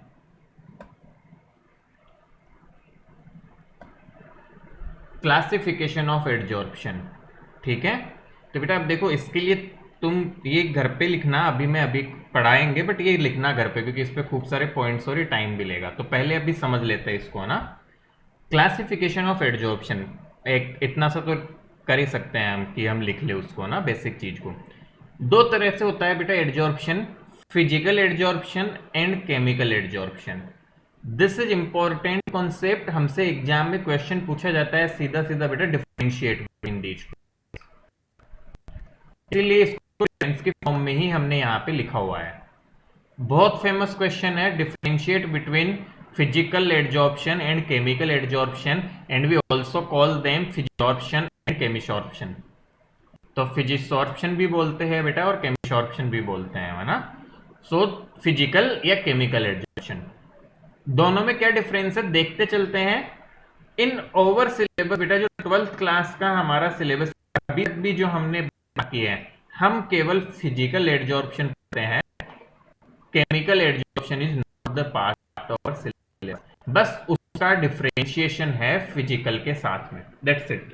chemical adsorption is not the part of grade 12 syllabus. वो आगे पूरी अगेन जैसा मैंने बताया बेटा पूरी ब्रांच टाइप से है, तो वहां पे आप मेनली इसको स्टडी करते हैं आगे की स्टडीज में, बाकी हमें नहीं पढ़ना ज्यादा। तो केमिकल एडजॉर्प्शन के नाम पे केवल इस स्लाइड में और अगली स्लाइड में कुछ पॉइंट्स लिखे हुए हैं, that is the only thing which we need to remember. कोई पूछे व्हाट इज केमिकल एडजॉर्प्शन तो ये इसके इंडिविजुअल पॉइंट्स लिख दो। कोई पूछे व्हाट इज डिफरेंशिएशन तो इसे डिफरेंस की फॉर्म में लिख दो। कोई पूछे व्हाट इज फिजिकल एडजॉर्प्शन तो इसकी फॉर्म में लिख दो। That's the very basic thing you need to do बेटा। बहुत सिंपल सी बात है जो मैं बता रहा हूं, तो उसके हिसाब से ध्यान रखना है। और हमेशा ध्यान रखो, अब पीछे भी जो बात हमने मेनली की है, this is mainly related to physical adsorption. हम जो भी मैकेनिज्म पढ़ के आए हैं, अगेन फिजिकल एडजॉर्प्शन मेन है। थोड़ा बहुत केमिकल एडजॉर्प्शन के लिए भी ट्रू है, this is also true for chemical adsorption and this is also, but not all the points are true. तो ऐसा ना समझिए कि सर यहाँ पे कुछ अलग है तो पीछे तो हम ऐसा पढ़े। मेनली किसके बारे में पढ़ रहे हैं हम, सब कुछ फिजिकल। तो जो भी कुछ पीछे हमने पढ़ा वो सब कुछ 100% फिजिकल के लिए, that is kind of partially true for chemical adsorption. तो ये बात एक समझ में जरूर आनी चाहिए। तो हम कभी भी नाम लिए बिना कुछ चीज पढ़ेंगे तो इनडायरेक्टली वो कौन सा पढ़ रहे हैं, physical adsorption. Clear? Yes sir. तो ये जरूर ध्यान रखना है क्योंकि आगे अब नाम नहीं आएगा, जैसे कि मान लो वो बोलेंगे एडजॉर्प्शन आइसोथर्म, तो किसके लिए पढ़ रहे हैं, फिजिकल। केमिकल की चर्चा नहीं है हमारे सिलेबस में। तो सबसे पहला पॉइंट देखो बेटा, attraction forces between the surface and molecules are van der Waals forces. Van der Waals forces बेटा तुम सबको पता होगा, नॉर्मल अट्रैक्शन है बेटा, कोई बॉन्ड वगैरह नहीं बनते, दूर से अट्रैक्शन मॉलिक्यूल दूसरे मॉलिक्यूल को अट्रैक्ट वगैरह करता है, categorise these forces in van der Waals. Chemical में क्या आ जाता है, attraction between forces between surface and molecule is chemical bonding. मतलब देखो नाम भी केमिकल है, एक्चुअल में केमिकल रिएक्शन होती है सरफेस और मॉलिक्यूल के, सरफेस के पार्टिकल और मॉलिक्यूल्स के पार्टिकल्स के बीच, और एक्चुअल में बेटा वहां पे नई बॉन्डिंग बन जाती है, केमिकल बॉन्ड बनता है फायदा, मतलब केमिकल रिएक्शन होती है यहाँ। सेकंड पॉइंट देखो, no chemical reaction occurs between surface and molecules. यहां देखो सेकंड पॉइंट में पॉइंट नंबर भी डाल देता हूं बेटा, chemical reaction occurs between surface and molecules. Third point देखिए, it is not specific in nature since as attraction force among gas molecules increase, absorption increase. बेटा ध्यान से देखो, ये स्पेसिफिक नहीं होता नेचर में, this is something a very important, it is not specific in nature का मतलब क्या है, तो ध्यान से देखो बेटा, स्पेसिफिक जब लिखते हैं तो स्पेसिफिक का मतलब हो गया कि sorry, adsorbate and adsorbent are fixed, मतलब ये फिक्स होते हैं, मतलब किसी एक सरफेस पे कोई डिफरेंट तरह का एडजॉर्बेंट नहीं आ सकता। This is what the meaning of specification in nature. मतलब क्या हो गया बेटा कि यदि किसी सरफेस और उसका नेचर फिक्स है कि इनके बीच रिएक्शन होनी है, सिंस यहाँ रिएक्शन होती है तो ये फिक्स होता है, बट ये नॉट स्पेसिफिक होता है, मतलब यहाँ पे हमारे पास में फिक्स नहीं होते हैं। इसका मीनिंग ये हुआ, ध्यान से समझो, प्रैक्टिकल एग्जाम्पल से याद रखना इस थर्ड पॉइंट को, बिल्कुल प्रैक्टिकल एग्जाम्पल। बेटा हमारे घर की वॉल होती है, क्या उस पर मनचाहे कलर करवा सकते हैं? Yes sir. करवा सकते हैं कि नहीं? कैसा होता है, एक बार कलर करवा दिया और उसके बाद फिर कोई दूसरा कलर उस पर कर ही नहीं सकते। No sir. नहीं होता ऐसा, हम एक बार कलर करवा के वापस उस पर कलर करवा सकते हैं। तो सो कॉमन सी बात है कि एक दीवार पे एक नहीं 3-4 तरह के कलर हो सकते हैं। So it is not specific in nature, ये नेचर में स्पेसिफिक नहीं है। उसी सेम दीवार पे पहले हमने व्हाइट कराया हुआ था, बाद में मन किया पिंक करवा दिया, थोड़े समय बाद मान लो मन कर रहा है ब्लैक करवा दिया, ब्लू करवा दिया। So we can do any type of colouring on the wall, so that is a physical adsorption. Colour करना मैंने पहले बताया फिजिकल एडजॉर्प्शन है। So we are not having any specific nature कि नहीं इस दीवार के साथ, तो सोचो ऐसा होता कि इस सीमेंट की दीवार बनाओगे तो केवल यही कलर चलेगा उसके ऊपर, तो फिर तो सीमेंट कंपनियां कलर ब्रांड के बैठ जाएगी एकदम कि हमारी सीमेंट लेके जा रहे हो, हमारा कलर भी लेके जाओ भाई साहब, वही चलेगा इसके ऊपर। समझ में आ रही है क्या बात? Yes sir. जबकि यहाँ क्या होता है बेटा, ये केमिकल रिएक्शन टाइप से है एक, तो वो केमिकल रिएक्शन हो ही होता है, तो हर कोई नहीं कर सकता। मतलब ऐसे समझो कि कोई एक सरफेस पे किसी मॉलिक्यूल से रिएक्शन हो रही है, तो ऐसा नहीं कि उस सरफेस पे किसी भी मॉलिक्यूल को लाके रिएक्शन करवा दोगे, that's a chemical reaction. I hope ये बात समझ में आती है सबको। So it is not sir rusting हो सकती है क्या इसमें? क्या sir rusting kind of chemical का पार्ट आती है बेटा। रस्टिंग एक्चुअल में बताऊं तो उसमें दो चीजें होती है ना, काइंड ऑफ फिजिकल भी होता है और केमिकल भी होता है, it's a mixture of both things actually, but हाँ केमिकल एडजॉर्प्शन होती है रस्टिंग में, बिल्कुल होती है। क्लियर?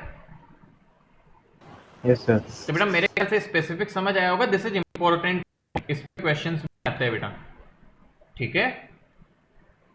चलो अब समझ आ ही गया होगा, स्पेसिफिक नहीं है तो रिवर्सिबल होता है, इट इज इरिवर्सिबल। बेटा एक बार ये हो गई, नए सब्सटेंसेस नए बॉन्ड्स बन गए तो उसको वापस ले जाना जरूरी नहीं पॉसिबल हो, so it is reversible. Reversible का मतलब वही एग्जांपल याद करो, वॉल पे पेंट वाला, मैं सबसे बेस्ट एग्जांपल मानता हूं इसे, इससे रियल लाइफ समझ आता है। वॉल पे कोई एक पेंट किया, अच्छा नहीं लगा, उतार के दूसरा कर दिया, तो क्या उतर गया पेंट किया हुआ? तो कैसा है ये? रिवर्सिबल। क्लियर? अगला पॉइंट देखो, एक्टिवेशन एनर्जी लो, मतलब इस आपस में फिजिजॉर्प्शन करवाने के लिए आपको ज्यादा एनर्जी की जरूरत नहीं होती है। फिजिकल एडजॉर्प्शन में नॉर्मल एनर्जी से काम चल जाता है, यहां पे आपको एक्टिवेशन एनर्जी ज्यादा चाहिए होती है, मतलब स्टार्ट करवाने के लिए। क्यों? केमिकल रिएक्शन है बेटा, और केमिकल रिएक्शंस को स्टार्ट करवाने के लिए जनरली हमें इस शुरुआत में कुछ एनर्जी देनी ही पड़ती है, तो यहाँ पे एक्टिवेशन एनर्जी कम, यहाँ एक्टिवेशन एनर्जी ज्यादा। क्या 5 पॉइंट्स क्लियर है हमें बेसिक से? बिल्कुल। Yes sir. Yes sir. देखो बेटा, sixth point, enthalpy of adsorption is low, मतलब यहाँ की डेल्टा की वैल्यू जो होती है बेटा वो लगभग ये नेगेटिव होती है, ये में हम ऑलरेडी डिस्कस कर चुके हैं। तो -30 से -4 किलोजूल पर मोल होती है। और यहाँ पे enthalpy of adsorption is high, तो एंथैल्पी बेटा हाई होती है। We can see up to the order of -80 around तक बेटा, 80 किलोजूल पर मोल से 100 तक पहुंच सकती है ये, तो थोड़ी सी हाई होती है एज कंपेयर टू दिस। ठीक है बेटू। 7th point, low temperature is favourable, तो टेम्परेचर लो चाहिए, और हम वो पीछे भी पढ़ चुके थे थर्मोडायनेमिक्स में कि लो टेम्परेचर फेवरेबल होता है। यहां देखो बेटा हाई टेम्परेचर फेवरेबल होता है। अब ध्यान से समझे, हाई टेम्परेचर फेवरेबल है तो ये सर वहां तो हमने अलग पढ़ा था, तो मैं ऑलरेडी बोल चुका हूं हम सिलेबस में केमिकल एडजॉर्प्शन से रिलेटेड नहीं पढ़ रहे, जो मैकेनिज्म वगैरह पढ़ा, कुछ बातें उसके ट्रू है केमिकल के लिए भी, बट हर बात ट्रू नहीं है। क्या मेरी बात समझ आ गई? तो ये पॉइंट हम ऑलरेडी देख चुके हैं। फिजिकल एडजॉर्प्शन करवाना है तो लो टेम्परेचर चाहिए, decrease with increase in temperature. Obvious सी बात है, टेम्परेचर इंक्रीज करोगे तो फिजिकल एडजॉर्प्शन घटता है। यहां देखो high temperature is favourable and increase decrease in temperature. ठीक है, तो ये हमें थोड़ी थोड़ी बातें ध्यान में रखनी है। क्लियर? Yes sir. कोई प्रॉब्लम? No sir. चलो बेटा, so increase with increase in surface area, ये कॉमन सेंस है बेटा, इसमें कोई बिल्कुल भी सोचने की बात नहीं है। यदि इतनी सी सरफेस का टुकड़ा लिया, यदि उसकी सरफेस ही कम है तो पार्टिकल भी कम आके बैठेंगे चारों तरफ, और तुमने बड़ी सरफेस ली है तो कोई भी तरह का फिजिकल एडजॉर्प्शन उस पर पार्टिकल भी ज्यादा आके बैठेंगे। बिल्कुल कॉमन सेंस, जितनी बड़ी सरफेस उतना ज्यादा पार्टिकल आके बैठेंगे। क्लियर? Yes sir. एक बात और सिखाऊं तुम्हें बेटा, इतनी सरफेस पे एडजॉर्प्शन छोड़ सकता हूं, कैसे? इसको छोटे छोटे टुकड़े करके या बेटा तोड़ के, जैसे समझो मैं इस कोई मान लो मेरे पास इतनी बड़ी, सपोज करो कि 5 सेंटीमीटर की मेरे पास भी सरफेस थी, 5 सेंटीमीटर लेंथ की, मैं इसको 1-1 सेंटीमीटर के टुकड़ों में से तोड़ दूं, तो देखो बेटा सरफेस का काउंट बढ़ गया। पहले जो ये वाला पार्ट बल्क में आ रहा था, देखो ये सरफेस और ये सरफेस तो पहले भी थी, बट ये सरफेस बढ़ गई। इसी तरह ये सरफेस बढ़ गई, ये सरफेस बढ़ गई, ये सरफेस बढ़ गई, ये सरफेस बढ़ गई। क्या नजर आ रहा है? तो ऐसे हम तोड़ के भी सरफेस को बढ़ा सकते हैं। इसलिए याद करो कि जब कैटलिस्ट यूज होते हैं ना, तो कैटलिस्ट में कई बार ये वर्ड सुना होगा तुमने, फाइनली डिवाइडेड निकल, सुना है कि यस सर। हाँ, तो फाइनली डिवाइडेड निकल के वर्ड यूज करते हैं, क्योंकि जितने टुकड़े कर दूंगा ना उतनी ज्यादा सरफेसेस क्रिएट हो जाएंगी, तो उतना ज्यादा एडजॉर्प्शन बढ़ जाएगा। So adsorption increase with increase in surface area, a very common thing जिसको हम ध्यान में रखें। ठीक है सर सर ग्रूव्स वाला कैटलिस्ट भी तो यूज करते हैं। हाँ, कौन सा बेटा? समझा नहीं मैं क्या बोल रहा हूँ। सर जिसमें से क्रैक्स होते हैं। हाँ हाँ, वही इसीलिए ग्रूव्स तो, वाला। हाँ बिल्कुल, इसीलिए तो ये सब चीजें की जाती है ताकि हम सरफेस एरिया बढ़ा सके। समझ गए? Yes sir. क्रैक्स वगैरह करने से भी सरफेस एरिया बढ़ जाता है। जैसे ऐसे सरफेस ले ली मैंने, तो यहाँ भी देखो सरफेस एरिया ज्यादा हो जाता है बाहर कांटेक्ट में सरफेस एरिया के ना। एंड बेटा फिजिजॉर्प्शन जो होता है वो मल्टी लेयर होता है, और केमिजॉर्प्शन होता है वो यूनिमोलिकुलर होता है। And again this is highlighted, this is again important concept. तो 9वां पॉइंट थोड़ा ज्यादा इंपॉर्टेंट है, इन पे इंडिविजुअल क्वेश्चंस आ जाते हैं बेटा। तो जैसे कि आपसे कोई पूछ ले what is the meaning of this multi layer unilayer, तो इसको भी समझ लो, मल्टी लेयर वर्सेज यूनिलेयर। तो बेटा समझो फिजिजॉर्प्शन में क्या होता है, वंडरवॉल अट्रैक्शन होते हैं। तो सरफेस के पार्टिकल्स जो अंदर के होते हैं वो एक लेयर मान लो बनी है यहाँ बेटा पार्टिकल्स की। सपोज करो कि यहाँ पार्टिकल्स आके बैठे, अब कोई बॉन्ड वॉन्ड तो बनते हैं नहीं, तो क्या होता है कई बार कि ये पार्टिकल्स इनके ऊपर जाने वाले पार्टिकल्स को और अट्रैक्ट कर लेते हैं, तो ये पार्टिकल्स भी क्या इस पे आके बैठ जाते हैं। तो इस तरह जरूरी नहीं कि एक ही लेयर के पार्टिकल्स हो, हमें देखने को मिलता है कि यहाँ मल्टी लेयर भी बन जाती है, मतलब 3-3, 4 लेयर तक भी पार्टिकल्स डिपॉजिट हो जाते हैं सरफेस पे। This also happens. बट केमिजॉर्प्शन में क्या होगा समझो बेटा, केमिजॉर्प्शन में होगा कि सरफेस के यहाँ कुछ पार्टिकल थे, अब जो पार्टिकल बाहर से आए मॉलिक्यूल्स वो जैसे इस सरफेस को पूरी कवर कर देंगे तो अब क्या होगा बेटा, इसमें बॉन्डिंग होती है, तो सरफेस और इसकी बॉन्डिंग हो चुकी है। तो अब बताओ क्या ऊपर की लेयर सरफेस के पार्टिकल से बॉन्ड बना सकती है क्या? No sir. जगह ही नहीं है। तो the upper layers or other layers cannot form the bonding, hence they form the unimolecular layer, and here there is just a van der Waals attraction, hence multi-layer can be seen. मेरे ख्याल से बात समझ आ रही है? Yes sir. तो बेटा देखो, नो डिफरेंस हम देख लिए हैं, 9 डिफरेंस, तो जितने याद रख पाओ उतना ही बढ़िया है। हमें जनरली 3 मार्क्स तक क्वेश्चन पूछा गया है बेटा डिफरेंस का, एंड सिंस बुक में इतने सारे डिफरेंस दिए गए हैं तो बेटा they at least want 2 difference for 1 mark, तो हम 6 डिफरेंस तो मिनिमम याद रखे ही रखे। 9 याद रहते हैं बहुत बढ़िया, वेल एंड गुड, नहीं भी रहते तो 6 डिफरेंस याद रखे। पास्ट में we have seen questions till 3 marks on this difference, तो 3 मार्क का क्वेश्चन। और सिंस बेटा डिफरेंस है, देखो क्या होता है बेटा, कई बार किसी 2 चीजों में डिफरेंस नहीं होते ज्यादा, तो मान लो बुक में यदि 4 ही दिए हुए हैं तो इवन 3 मार्क्स के क्वेश्चन में तुम 4 लिख दोगे, 3 लिख दोगे, you will get marks. But यदि बुक ने खुद ने 8-8, 9-9, 10-10 डिफरेंस बताए हुए हैं, so they want more points from you. Clear?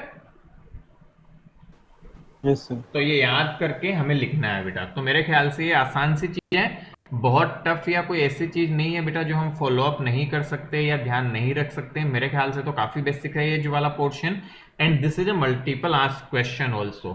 आपसे बेटा डिफरेंस फॉर्म में बहुत बार पूछा है, जैसे आगे जाके हम जब अपना बेटा सब चीज हो जाएगी, जब 5 ईयर पेपर्स और सब चीजें भी करेंगे, तब भी आपको रियलाइज होगा कि यार पता नहीं कितने पेपर्स में ये चीज आई हुई है। So this thing is somewhat very important, हमसे खूब पूछी जाने वाली चीज है इस चैप्टर से, that is the difference between physical adsorption and chemical adsorption. तो आज समझ आई? तो बेटा इसको वैसे लिख लिया होगा तो ठीक है, नहीं भी लिखा तो बेटा इसको घर पे अच्छे से लिख लेना, एक पेज चाहे तो छोड़ सकते हो, एक बार लिख लेना इसको और याद भी कर लेना। मैं जानबूझ के नहीं लिखवा रहा, लिखने का टाइम दे रहा, इंपॉर्टेंट है, एक बार और लिखना और एक बार और पढ़ लोगे इस बहाने से, ठीक है? चलो आगे बढ़े हम। Yes sir. चलिए बेटा देखो, अब नेक्स्ट टॉपिक आता है एडजॉर्प्शन आइसोथर्म। थोड़ी सी बेसिक बात करेंगे इस पे, बाकी इसका ग्राफ और बाकी चीजें। हाँ बेटा बोलो।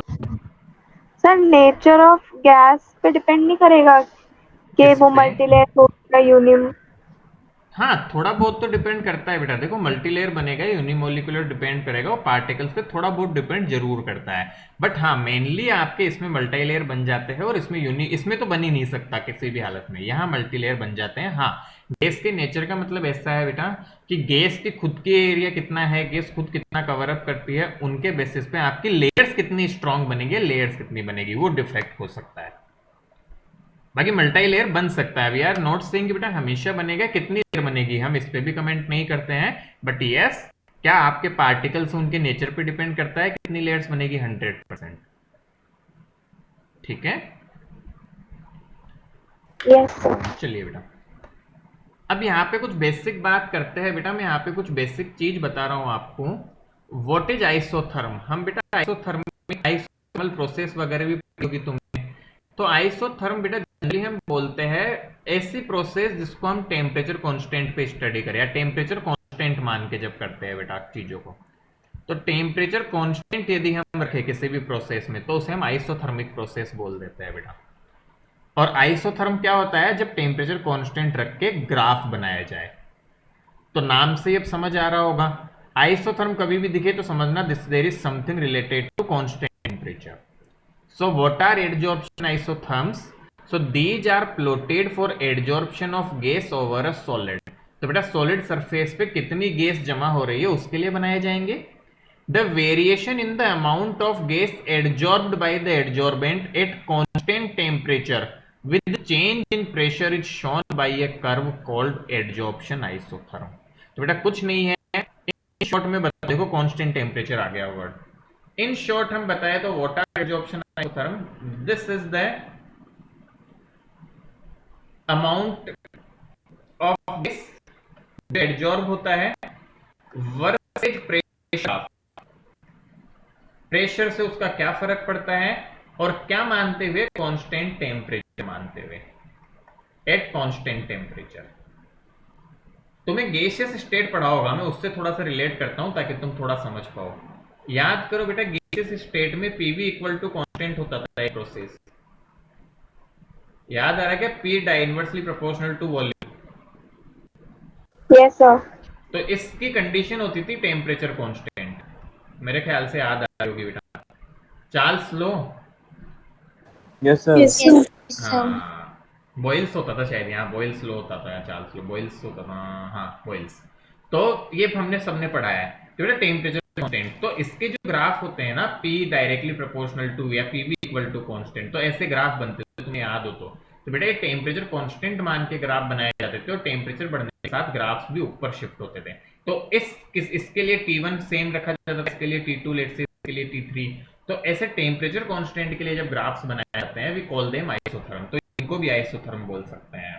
सो व्हाट आर एडजॉर्प्शन आइसोथर्म्स? जो amount of gas adsorbed versus pressure के ग्राफ बनाए जाते हैं at constant temperature, these graphs we call as, या कर्व जो बनता है we call as adsorption isotherm. ठीक है बेटा, तो ये सिंपल सी बात ध्यान में रखनी है। तो हमें हमारे सिलेबस में बेटा फ्रेंडलिक आइसोथर्म हमें पढ़ना है और इसके बारे में हमें सीखना है कि what is the Freundlich isotherm. तो बस जस्ट एक बार इक्वेशन देख लेंगे, बाकी फिर चर्चा बेटा अगली क्लास में करेंगे।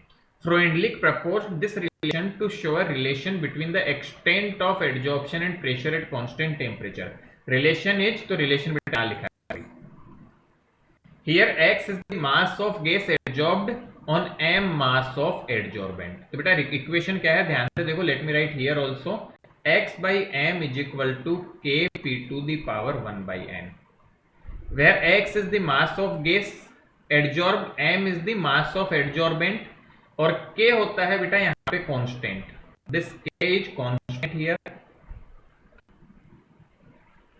प्रोपोर्शनलिटी कांस्टेंट कह सकते हो, और n भी बेटा कांस्टेंट होता है यहाँ। ये दो एक तरह से कांस्टेंट्स होते हैं यहाँ पे, इनकी वैल्यू कहाँ क्या रहती है, किस तरह से वेरी करती है, उस पर हम बाद में बात करेंगे। और इसी इक्वेशन को बेटा लॉग लू तो देखो क्या बन जाएगा, टेक लॉग, तो लॉग लूंगा दोनों तरफ, तो we can write log of x by m equal to log k p to the power 1 by n। अब बेटा जब दो चीजें मल्टीप्लीकेशन में होती है तो उनको सम में तोड़ सकते हैं, लॉग का रूल होता है। So we can do it log k plus log p की पावर 1 बाई n, और आपको पता होगा बेटा पावर होती है वो आगे आ जाती है, तो फाइनल इक्वेशन आपकी ये आ जाएगी जो यहाँ ब्रेकर लिखी हुई है, log x by m equal to log k plus 1 by n log p। तो this is the only mathematical part in the chapter. इस पे बाकी सारी चर्चा बेटा, इसके ग्राफ बनते हैं, ग्राफ हमें ध्यान में रखने हैं, ग्राफ कैसे बनता है वो फिर अपन सर ग्राफ बहुत हार्ड लग रहा है सर बुक में, है ना? अरे कुछ नहीं है, टेंशन ना करो। सो दिस इज और सर ये द, कोर्स में सर मैं देखा भी। हाँ हाँ है बेटा, मुझे पता है, डोंट वरी मैं देख के ही बता रहा हूँ। मैंने बताया तो सही बेटा आपको कि जो कुछ एनसीईआरटी में है that syllabus is completely aligned, कुछ एक चीजें होगी जो ऊपर नीचे होगी, do not worry about it, है ना? बस कुछ एक चीजें हो सकती है जो ऊपर नीचे होती है, तो वो मैं मिस भी कर जाऊं तो आप बता सकते हो मुझे। और वैसे तो मैं सिलेबस देख के ही चलता हूँ, मैं सिलेबस देख लेता हूँ आपका पहले ही कि क्या क्या चीज है क्या क्या नहीं है, तो उसके अकॉर्डिंग ही मैं मॉडिफाई भी कर लेता हूँ। कोई चीज एक्स्ट्रा है तो वो अपन इंक्लूड करके ही चलूंगा मैं, और कोई चीज कम है तो वो एक्स्ट्रा पढ़ लेंगे हम, कोई बात नहीं है। So what is this basic isotherm, x by m equal to k p to the power 1 by m is the equation. ये इक्वेशन लॉग वाली याद रख पाओ तो ठीक है, नहीं तो इससे बना सकते हैं हम इस तरह से जैसा मैंने सिखाया। अब बेटा इनके ग्राफ्स वगैरह बनते हैं, तो ग्राफ क्या है किस तरह से है वो फिर पार्ट हम अगली बार ही देखेंगे, जो मैथमेटिकल पार्ट हम शुरू करेंगे। तो बेसिक सी चीज है, please try to remember the terms, definitions उनकी याद करो, मेमोराइज करो तो काफी अच्छा हो जाएगा। तो बेटा जल्दी से जो लिखा हुआ है उसको लिख लो, फिर इससे हम अगली क्लास में आगे बढ़ाएंगे कहानी को। डन? सर ये लॉग वाली डेरिवेशन नहीं बेटा लॉग वाली डेरिवेशन कुछ ध्यान रखने की नहीं है, मैंने तो बताया है कि यदि आ जाए तो हम कैसे कन्वर्ट वगैरह कर सकते हैं, भूल जाए तो बेटा it's just a normal mathematics, है ना? अच्छा इक्वेशन नहीं है ऐसा बोल रहे हो क्या लॉग वाली?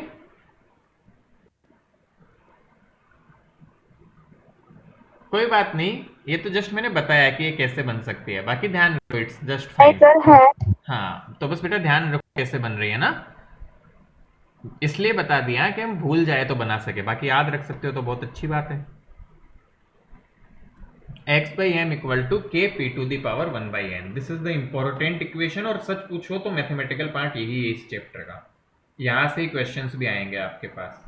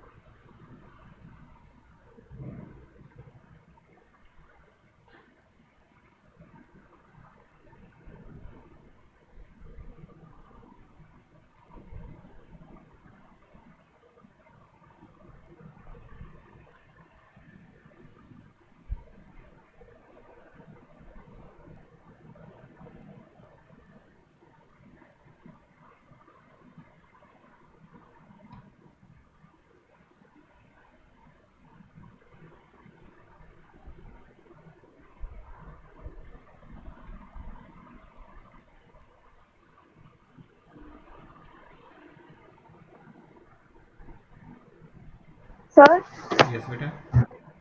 सर ये एड्सॉर्प्शन आइसोबार क्या है? एडजॉर्प्शन आइसोबार, आइसोबार बोलते हैं तो बेटा आइसोबारिक प्रोसेस किसको बोलते हैं हम? Constant pressure. हाँ, कांस्टेंट प्रेशर। तो कांस्टेंट प्रेशर रख के टेम्परेचर वेरी करके बनाए तो ग्राफ, ठीक है। Okay sir. दिया है क्या बुक में ये भी? हाँ sir.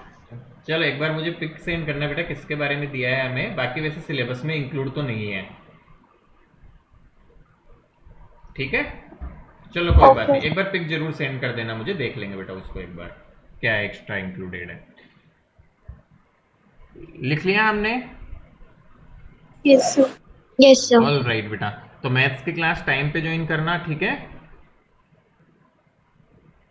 Yes sir. Yes sir. Thank you. Thank you sir.